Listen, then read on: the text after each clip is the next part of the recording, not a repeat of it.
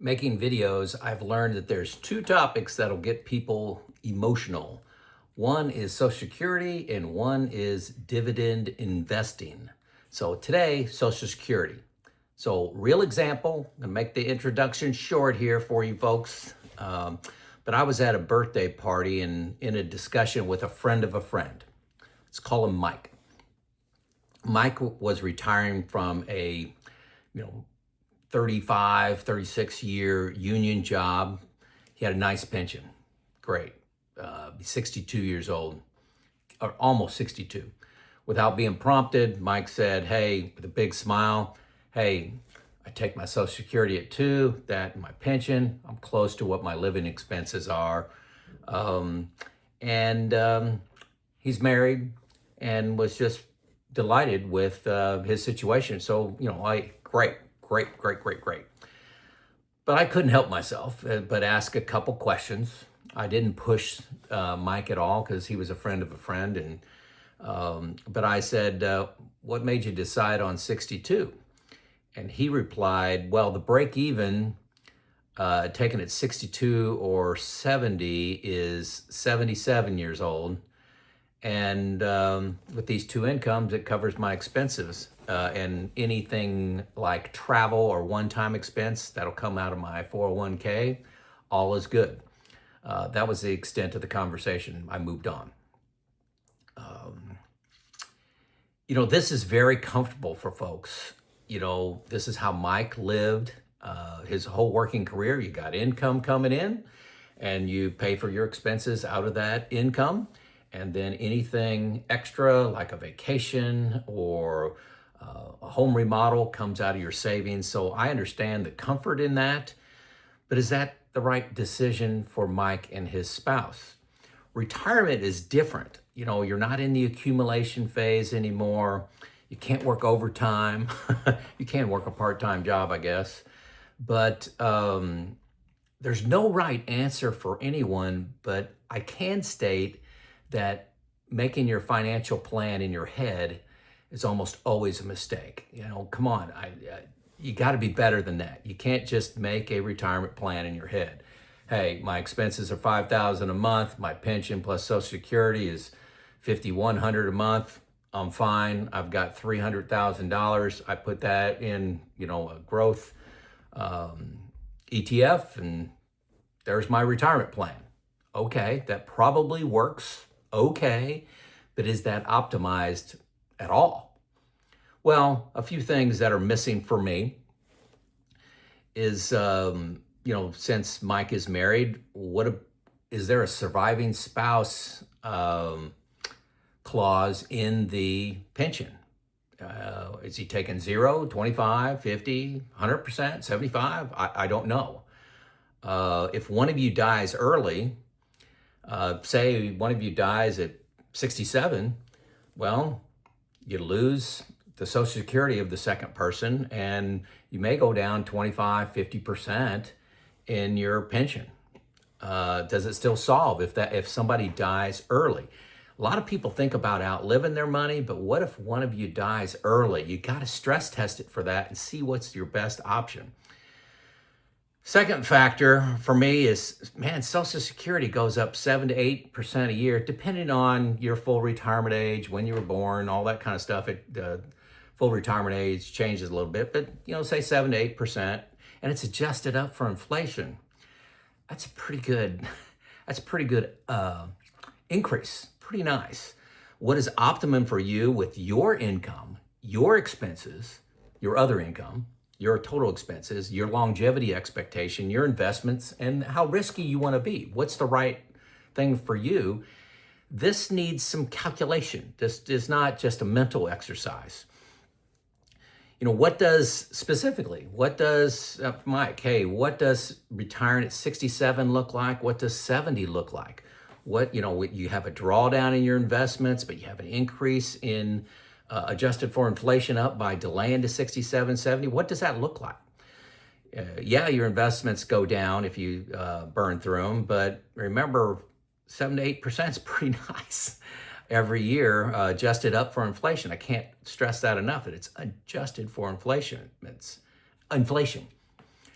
how your investment's going to do the next 8 years. A lot of people say, boy, the S&P 500 over time averages 10%. Well, yes, it does, 10 and a half, but that's not the real return. The real return means how you got to dial that down for inflation. So say inflation's 2.5%, that means the real return is like 7.5%. Well, Social Security would go up 7 to 8% versus variable. It's not exact correlation, but just think about that. You got to run a scenario. 7.5% is really the long-term S&P 500. With high valuations now, can you depend on 7.5? I think Vanguard came out and said expect 4.5 or 5. Plus, it's in your 8 years. It's in the specific years of when you're 62 to 70. That's not long term. That's a 8-year period that you needed your investments to perform. So how lucky do you feel? Well, in retirement, I don't like betting on luck a whole lot. And how does your Social Security and all your other income you may have, your pension, maybe you got a part-time job, maybe you got a little hobby that you sell wooden chairs, I don't know. How does that match with your spousal benefit and what the spouse has earned as well? The spousal benefit that you may get or you get the higher of what your spouse earns or the spousal benefit. Number 4 is taxes. How does that, taking it at 62 versus 67 versus 69 versus 70, impact your taxes every year for the next 30 years? What tax bracket are you going to be in at RMD time? Are you going to pay a heavy tax load because your IRA gained in value and you didn't take advantage of the time when you were 62 to 67 to do Roth conversions to lower your tax bracket? Going in blindly, having this in your head, doesn't make a lot of sense.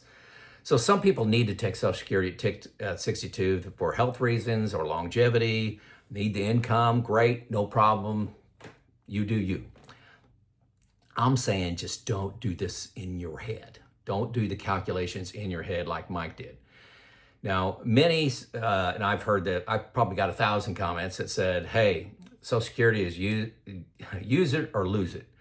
I can give my IRA or my 401k, my savings, I give that to my kids. I can't give Social Security as an inheritance. It doesn't happen.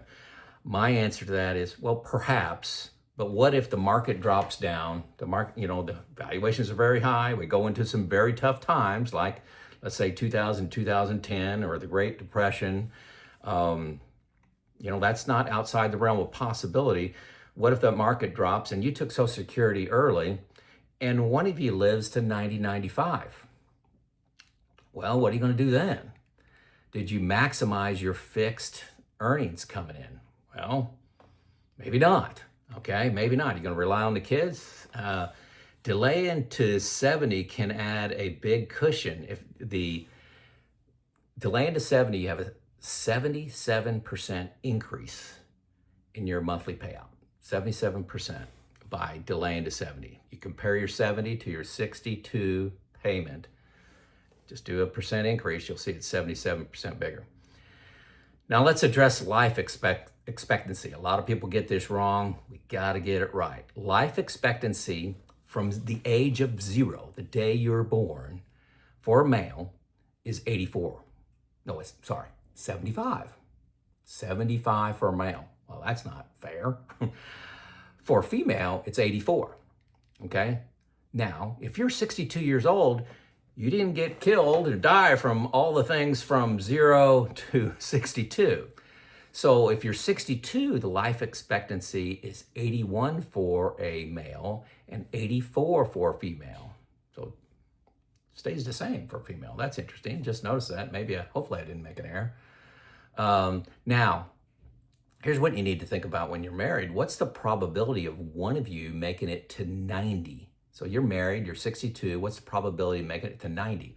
Well, I asked ChatGPT, my artificial intelligence go-to, and it's 58%. So almost a 60% chance one of you is going to make it to 90. And this is all U.S. population, all U.S. population. So I've mentioned this before, but I will link a longevity calculator put out by John Hancock.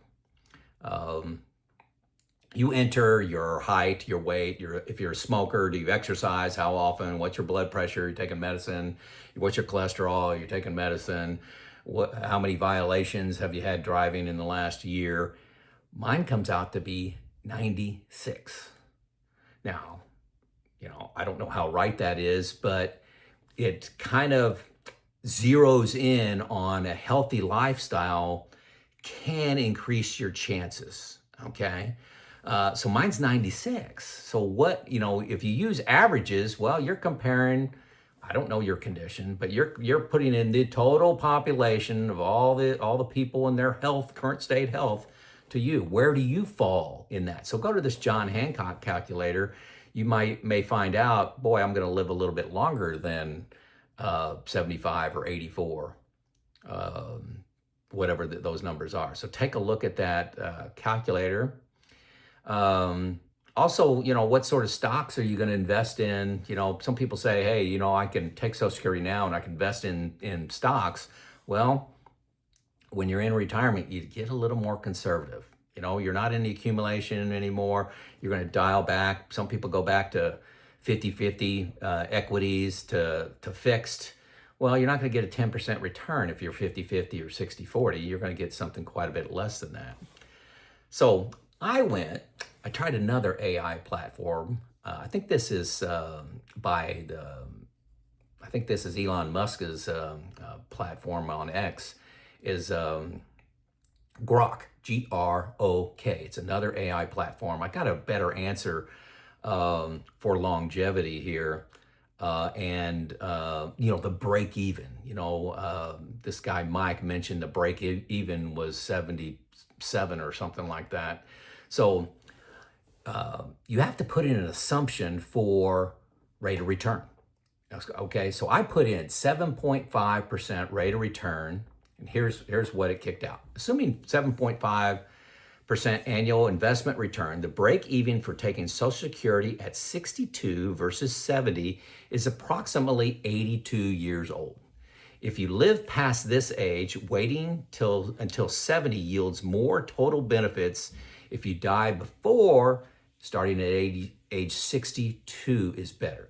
So this is coming out at 82, and that's assuming that it's taking into account you're investing the difference. So if you're taking it at 62, you can invest more of your IRA at 7.5%, okay?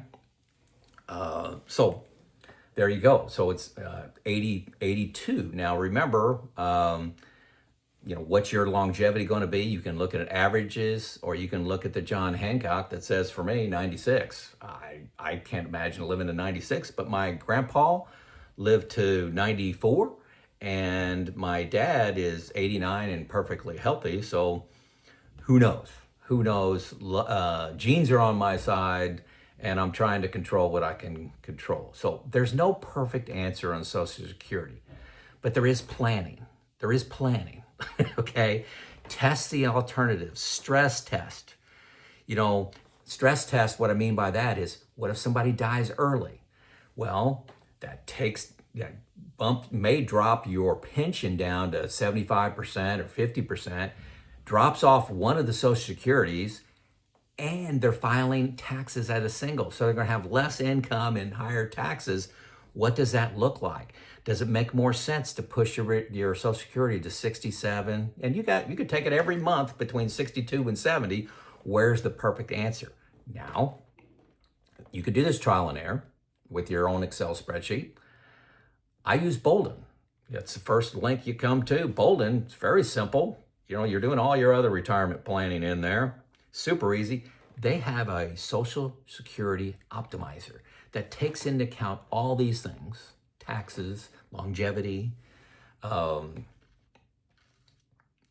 Monte Carlo takes into account your expenses, inflation, and it comes out and says you should take Social Security at 69 years old. And here's why, and here's the dollar impact of that. Okay? dollar impact. So, and then you can go in and just change your longevity. You got to do that manually. Go in and just say, hey, what if I die at 67? What happens?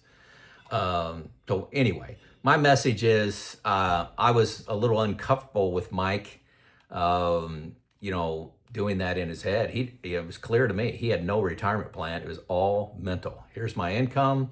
Here's my expenses. It's all good. Well, retirement is a little more complicated than that if you want to optimize it.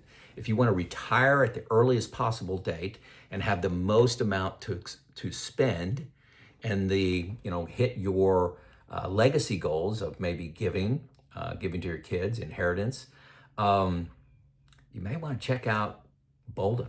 You may want to do this on your own with an Excel spreadsheet. You can waste 100 hours doing that, or you can get Boldin. Boldin, try it free 2 weeks. You can see the format. I have a lot of videos where I'm demonstrating that. It's $120 a year. You can buy it for 1 year and then maybe buy it 3 years later, whatever you want to do.